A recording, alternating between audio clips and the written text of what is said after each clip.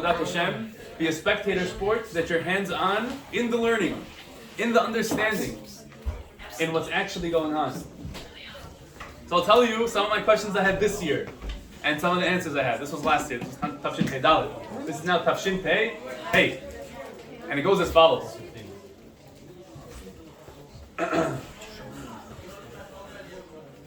What does the Sukkah represent?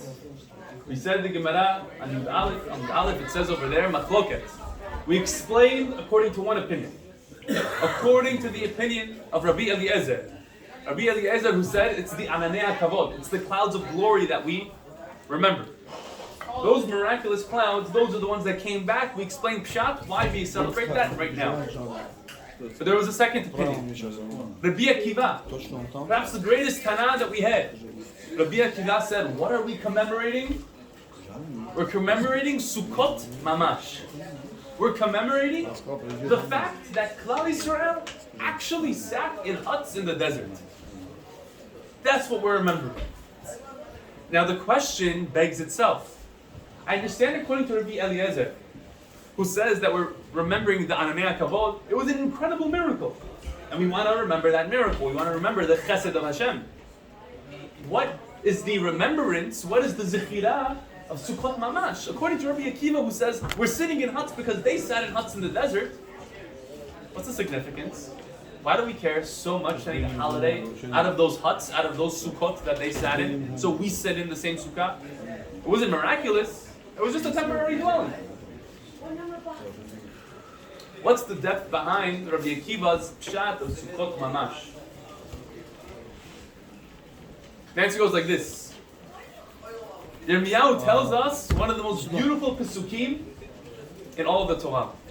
It says like this: Ko Amar Adonai. So said Hashem. Zacharti lach chesed ne'urayich, ahavat kilelotayich, lechtech acharai b'midbar, be'eretz lo zarua. Hashem said, I remember the loving kindness of your youth. What was the kindness you did for me? You followed me into the midbar like a bride. Like a bride who just trusts in her husband to take her to the destination. You followed me into a desert. There's no food, there's no rain, there's no water. You followed me into a desert, a barren desert. And you trusted in me. That's chesed ne'urayich. Those days of love that we had when we were young, when you sacrificed for me, I'll always remember it, says Hashem. Now, with this pasuk, we see one of the very few times that it's not us who praise Hashem, it's Hashem who praises us. Now we can understand Rabbi Akiva's position. Rabbi Akiva will tell you, according to Rabbi Eliezer, who says that there were Ananei HaKavod, and that's what we're celebrating, there was no sacrifice. We went to the desert, and we had it all. We had the necessities, we had the man and the be'er, we had the food and we had the water, and we had the luxuries. We had the Ananei HaKavod, which provided the perfect temperature, which provided that a steep hill or a valley would turn into flat land. It was miraculous luxuries. That's not chesed ne'urayich. That's not a sacrifice that we made to Hashem. What was the sacrifice we made to Hashem? We're commemorating those actual huts. The fact that we came in just saying, if all we have is this Sukkot, it's enough because we trust in you. We have something called bitachon, trust in you. That you're going to take us to the destination. And that is the sacrifice. That is the chesed ne'urayich that Hashem will always remember. That we followed him into an empty desert with just Sukkot around us. Says the Meshech Chochmah, now we have a very interesting parallel of all the Chagim. It goes like this. Pesach, or the Shalosh Regalim more accurately. Pesach is the holiday where we remember Hashem's chesed for us. Hashem did all the makot. He split the sea and he took us out. On Sukkot, it's Hashem who kiviyachol remembers the chesed ne'urayich. The fact that we followed him to a desert with just Sukkot around us. And on Shavuot is where we meet in between. We have the marriage contract. We have the ketuvah, which is the Torah. Incredible. Pesach focuses on Hashem's chasadim. Sukkot focuses on our chasadim for Hashem. And Shavuot was the culmination of that, receiving His Torah. And Chochmah says that. Now this lesson of Sukkot, of sacrifice, of bitachon, is not just applicable 40 years in the desert. It's applicable today. In every one of our lives, it's a choice to have bitachon. It's a muscle, it's a skill to build, to be able to sit in the tzilah be'nehemuta, which the Zohar says, the Sukkah is referred to the shadow of faith, the shade of faith. To rejoice in the security in Hashem and know that nothing else matters, nothing else exists. You can't have security in your employer. It doesn't exist. You can't find security in your father. You can't find security in your employees. All that security, it's temporary. It's here today, gone tomorrow. It's not for real. But HaKadosh Baruch Hu's security, having bitachon, that Hashem is going to protect us, that's what our ancestors did. That's what Klal Yisrael did in the Midbar. And that's the lesson that we have to do today. Zman Simchatenu was knowing all you have is HaKadosh Baruch Hu, and that is all you need. That's real bitachon. That's all you have. And that's all you need. That's real simcha. Now, the Mishnah in Masechet Sukkah opens up as follows, and it says, Sukkah shehi gavoa lemala me'esrim ama pesula. That a sukkah that is 20 amot or higher is pasul. It's not good, not kosher. Why is 20 amot the cutoff point? There are 3 answers the Gemara gives. Does anyone know any of the answers? Think, why would a sukkah that's 20 amot high not be good? Not kosher? Not kosher. It's tall or short? Yeah, 20 amot. Tall. Tall, yeah, 20 amot tall. That would be too tall for a kosher sukkah. Too tall. Yeah, why is that? Why is that? Because the closest Interesting, okay, good. Skach, I don't know, yeah. Beautiful, so on the right track, I love it. So there are 3 answers. Number 1, we have Raba. Raba says as follows. It says in the Pasuk, L'man yedu dorotechem ki basukot hoshafti et bnei Yisrael. Raba says, Ad esrim ama adam yodea shehu dar b'sukkah. Once it's 20 amot, when it's below 20 amot, you realize you're sitting in a sukkah. But once it's above, lemala mesrim ama, once it's above 20 amot, en adam yodea shedar b'sukkah mishum delo shalta ba'ena. Since your eyes, it's not in the periphery of your direct vision, it's too tall, the schach is too tall, you're going to forget you're in a sukkah. It's not in the periphery because it's too tall, so it's not kosher. Leman yid'u, it says, the future generations have to know that they're sitting in a sukkah. So part of the mitzvah is having the recognition. If it's above 20 amot, not visible to the eye, you won't have the recognition. Pasul. That's Rabba's opinion. Answer number 2, Rabbi Zera. That's what I want to focus on. Aman Mehacha. He says, Ad esrim ama adam yoshev b'tzel sukkah, lemala me'esrim ama en adam yoshev b'tzel sukkah ela b'tzel defanot. When it's below 20 amot, you're sitting in the shade of the schach. But if it's above 20 amot, You don't feel it. which shade are you sitting in? Not the shade of the schach. What's giving you shade? The walls are giving you shade. Now the walls are so tall that the walls are what's giving you shade. That's Rabbi Zera. Walls giving you shade is not good. It needs to be from the schach. 20 amot, pasul. Answer number 3. Rava says, Ad esrim ama adam oseh dirato dirat aray. Lemala me'esrim ama en adam oseh dirato dirat aray ela dirat keva. He says, once it's above 20 amot, you're not building a temporary dwelling already. That's a real building. That's already a dirat keva, a permanent building. The mitzvah of Sukkot is to build a dirat aray. Like the Sukkot in the Midbar is the Sukkot that we have now. Above 20 amot, pasul. I want to focus on Rabbi Zera. Why does Rabbi Zera find issue with the fact that the schach has to give you the shade and it can't be coming from the walls? If the walls are too tall, it's not good because it's shade from the walls. To answer that, we have to ask another question. If you remember the story of Yosef, Yosef sold at the age 17 by his brothers, ended up in Mitzrayim. He did the right thing. He was omed, one of the most difficult nisyonot ever known to man, with Eshet Potifar. And for doing the right thing, that's it, downcast in society. He was in jail. Now, in jail, we know famously, he had the Sara Mashkim with him and the Sara Ofim. After interpreting both of their dreams correctly, the Zar HaMashkim made it out, as Yosef said. And Yosef said, as a token of gratitude for what I did for you, please, on your way out, remember me and mention my name to Paro. Lack of emunah. And we know for that, Yosef got punished. Yosef got punished for how many years? 2 years. 2 years extra. He had to stay in the Beit HaSohar, he had to stay in prison. For what? Putting his trust in man. Now the question is, if you're really looking at this, you think, what do you mean? He put his trust in man. He did his hishtadlut. HaKadosh Baruch Hu sent him this person. He helped this person out. So he says, please, when you go out, remember my name. Bring me up to Paro, mention me. Why is that a lack of faith? A lack of bitachon, which requires 2 years extra in jail, in prison? What was wrong with Yosef's hishtadlut per se? So says the Aruch Laner. He says like this. Aruch Laner says there are 3 extremes of bitachon. 3 people and 3 extremes. Extreme number 1. It's the person who thinks he's on such a high level that no hishtadlut is necessary at all. The food is going to come from the Shemayim onto his table, into his mouth. Now that person, says the Aruch Laner, not good. Right or wrong? Wrong. You're not an angel.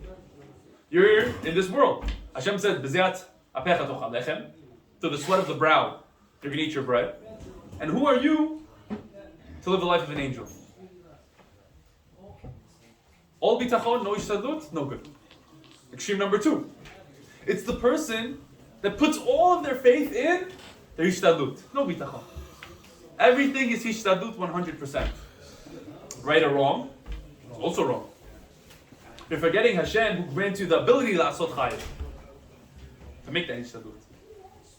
Then there's the correct approach. Approach number 3. And it goes like this. You do your full hishtadlut entirely. However, once you do it, you have absolute bitachon that it's Hashem who gives you the bracha, not your hishtadlut. You see, it goes both ways. You do a full hishtadlut, but you realize the hishtadlut is not giving you the bracha. It's all Hashem, irrespective of that hishtadlut. The hishtadlut was just a prerequisite for you to receive the bracha. But really, the bracha and your effort have nothing to do with each other. It's all just a chesed from Hashem. Just to unlock the chesed, you had to first do the hishtadlut. That was the prerequisite. That Aruch Laner says, is the correct approach. Henoch Leibowitz of Chafetz Chaim used to say like this. He said, you have to work as if it's all dependent on you, while recognizing that the result is irrelevant on what you did. Again, your hishtadlut has to be as if it's dependent on you, kiviyachol. But to know in reality, the result is irrelevant and has nothing to do with your hishtadlut at all. So what was Yosef's mistake? His slip up in bitachon perhaps? Yosef's mistake was not that he put in hishtadlut, that he asked the Sara Mashkim, please remember me. That wasn't it. That was okay. But it was the next step. Yosef believed, on his level at least, that the salvation, the Yeshua, came from the fact that he mentioned it, that he did his hishtadlut. He forgot to double click on the message on his level, that it's all HaKadosh Baruch Hu, irrespective of the work that you did, of the hishtadlut that you did. He should have thought, once I did my hishtadlut, Harbeh shluchim lamakom. Hashem has many messengers for me to come out of here. Okay. Now let's go back to Rabbi Zera. What was the problem of the 20 amah sukkah? That if it's 20 amot or higher, you're sitting in the shade of the walls and not the shade of the schach. Why is that so problematic? It says like this, something so deep, so beautiful. I just saw this year. It said, the yesod of the sukkah shows our hishtadlut, our effort, and our bitachon. The walls of the sukkah are representative of hishtadlut. They're man-made. They're supposed to be sturdy, right? If you have a material sukkah, it has to have strings, right? Beautiful. What's it called? Lavud, right? Lavud. You see those strings. You have to make it sturdy. If you have the wood, Chazak Baruch, the panels, walls are hishtadlut. Schach, on the other hand, that is our bitachon. No roof over our head, it's a schach. That's our bitachon in Hashem. We have to make sure, says Rabbi Zera, the depth of his pshat is as follows. You have to make sure that the shade, your protection, your salvation, your Yeshua, don't think for a second that it's coming from the walls. It's coming from your efforts. It's coming from your hishtadlut. No. The shade has to come from the schach, from Hashem. Realize your only refuge, your only protection in this world is HaKadosh Baruch Hu. Nothing else, nobody else. And therefore, if the walls are so high that the walls are providing you shade, asur, not kosher. You're relying on yourself. It has to be the schach that gives you shade, HaKadosh Baruch Hu that gives you refuge. We must realize, again, there's a prerequisite to make those walls. Yes, the walls have to be there. Hishtadlut has to be there. But once you do that hishtadlut, you have to realize that the result is absolutely, entirely, and in the undivided control of HaKadosh Baruch Hu, and nobody else. We have to do our part and have the bitachon that the rest is up to HaKadosh Baruch Hu. Act as if it's dependent on us, but realize the result has nothing to do with us. In life, in Avodat Hashem, in business, everywhere in between. There's a story. Let's get the story. Okay, let's go on. Shem Shmuel.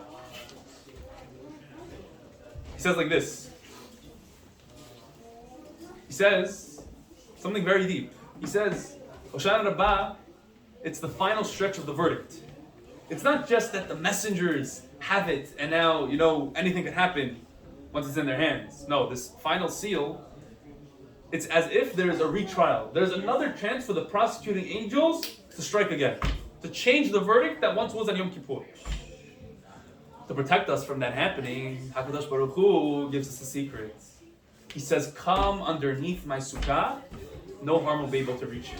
If you live the life of sukkah, of knowing that everything is in my control, in Hashem's control, under the schach, then Hashem says, if you live that type of life of bitachon, no one else will be able to touch you. Asher HaGever, Asher B'tach B'Hashem. There are two proofs to this, that if you go under Hashem's sukkah, if you live a life under Hashem's sukkah, with true bitachon, untouchable. Two proofs go as follows. There's a Gemara that says, in Baba Metzia, it says over there, Rabbi Yehuda Nasi was suffering from an illness for 13 years. From an illness. Why did this illness come onto him? It said that a calf, an eglah, came to him when it was about to get slaughtered. It came under his cloak, it came under his tunic for protection. And what's interesting is, Rabbi Yehuda Nasi, Azal Tale Reshe, Bekanfe, the Rebbe, Bekabachi, once this calf was under his cloak, the calf was crying, he didn't want to get slaughtered. Amar Le, Rebbe said to the calf, Zil, lekach notzarta.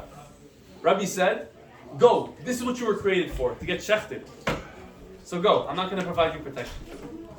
The Gemara says, Amre, they said in heaven, Hoil velo kamerachem, leitu alei yisurim. Since Rabbi Yehuda Nasi was not compassionate towards this little calf, let afflictions come upon him. Imagine this, 13 Yom Kippurs did not help. Why? Because he didn't have compassion on the little eglah that found refuge in Rabbi Yehuda. Rachamim, yeah? Yeah, Rachamim, yeah, compassion. What did Rabbi do so wrong? We see from here, the flaw was this.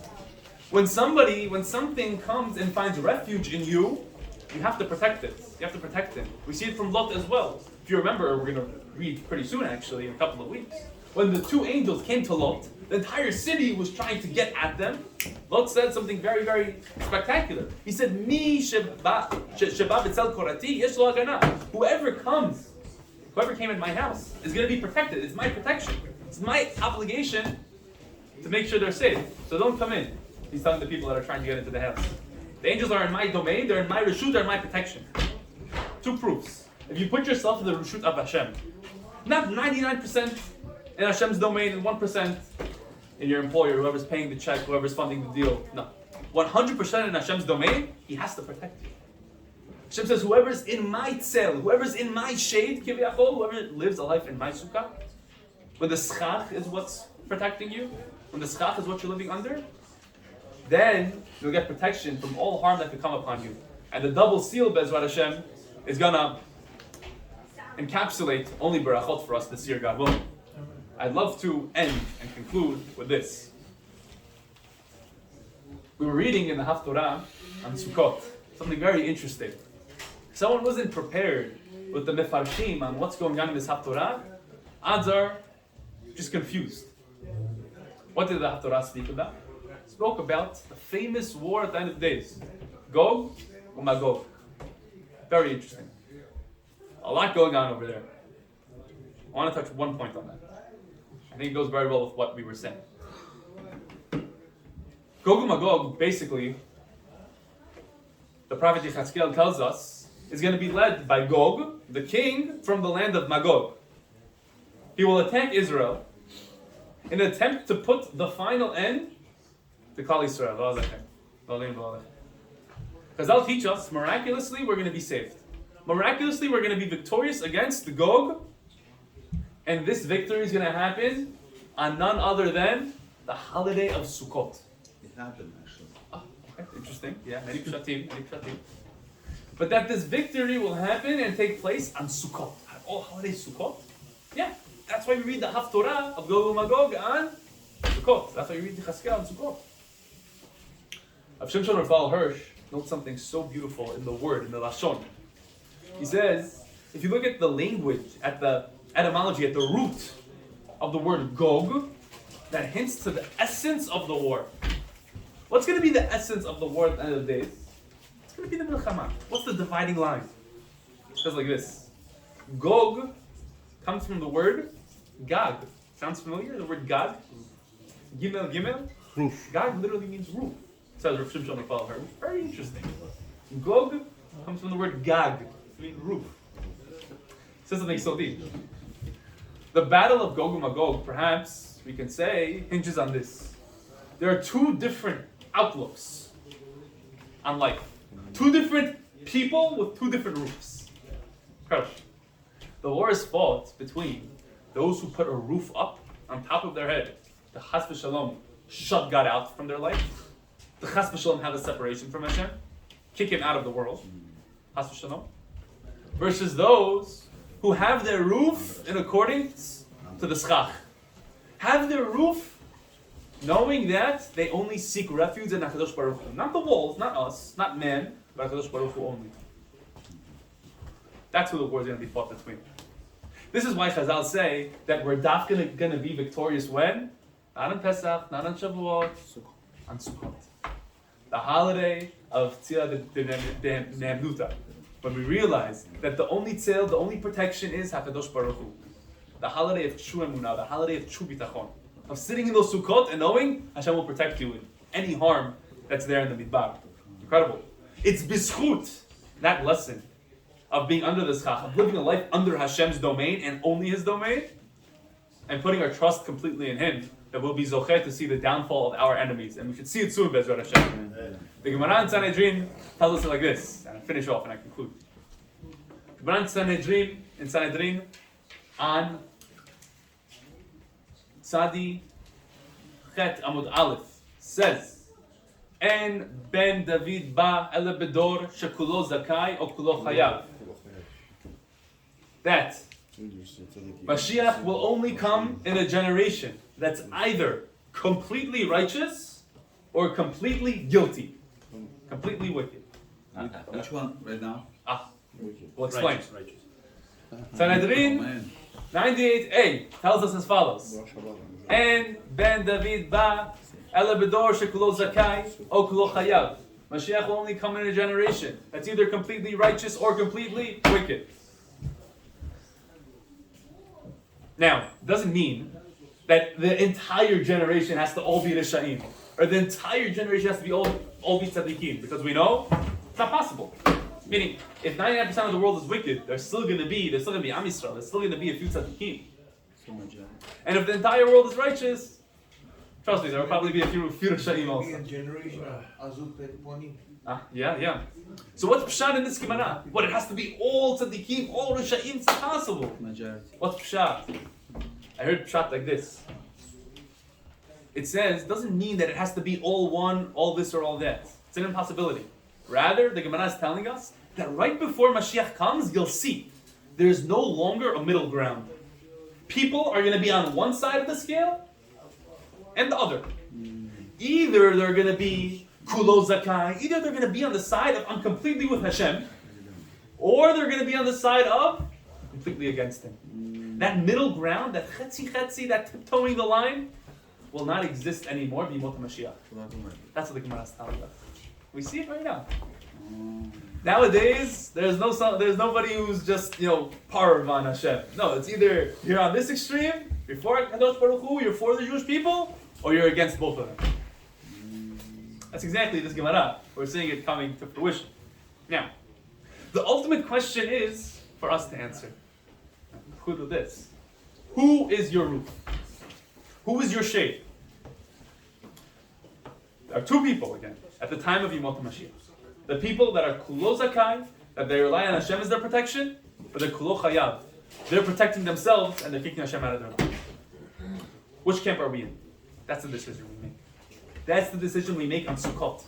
That's how we're going to be victorious over our enemies. The lesson of Sukkot. Ultimate trust and bitachon in Hashem. And that's what Chavakuk tells us. In Masechet Makot, and Chav Dalet, he tells us like this. All the mitzvot of the Torah can be boiled down to one directive. One. Ba Chavakuk. Chavakuk came behemidan alachat. He took 613 and he put it into one. And he said, Shene'emar v'tzadik be'emunato yichyeh. Chavakuk said as follows. A tzaddik will live through his emunah. That's the entire directive of the Torah. Every single thing is to bring you to a point of emunah, and that's going to be your source of life. That's going to be your ticket to life. It's b'zchut our emunah and our putting our trust solely in HaKadosh Baruch Hu, that be'ezrat Hashem we will be zocheh yichyeh, to live, to see the life of Mashiach be'ezrat Hashem, to see the Geula Shlema be'ezrat Hashem, and to see be'ezrat Hashem the Yeshua of the Jewish people, b'mher b'yameinu. Amen, amen. Amen. Take two. Take two. Baruch Hashem. Very All nice. with all 10. Oh. Shabbat Shema. Только ему надо.